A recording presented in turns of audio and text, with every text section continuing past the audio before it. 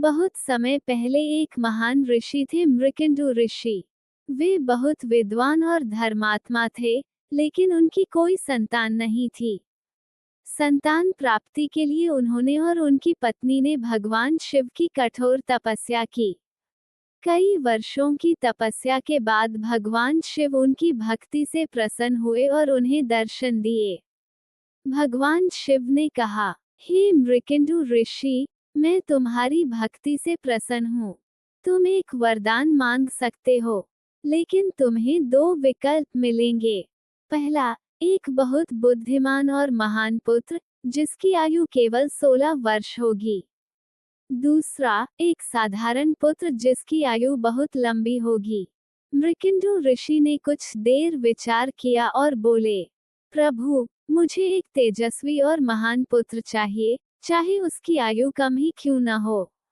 कुछ समय बाद उनके घर एक पुत्र का जन्म हुआ। उसका नाम रखा गया मार्कंडेय। मार्कंडेय बचपन से ही भगवान शिव के परम भक्त थे। वे प्रतिदिन शिवलिंग के सामने बैठकर ओम नमः शिवाय का जप करते और भगवान की पूजा करते। धीरे धीरे समय बीतता गया और वह दिन भी आ गया जब मार्कंडेय की आयु 16 वर्ष पूरी होने वाली थी।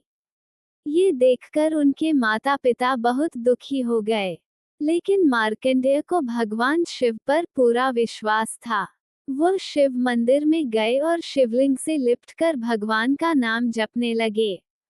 उसी समय मृत्यु के देवता यमराज वहां पहुंचे। उन्होंने मार्कंडेय को अपने साथ ले जाने के लिए यमपाश फेंका, लेकिन जैसे ही यमपाश शिवलिंग के चारों ओर पड़ा, तभी अचानक शिवलिंग से तेज प्रकाश निकला और स्वयं भगवान शिव प्रकट हो गए। भगवान शिव क्रोधित हो गए और उन्होंने यमराज को रोक दिया। फिर उन्होंने अपने प्रिय भक्त मार्कंडेय को आशीर्वाद देते हुए कहा, हे पुत्र, तुम्हारी सच्ची भक्ति से मैं अत्यंत प्रसन्न हूँ।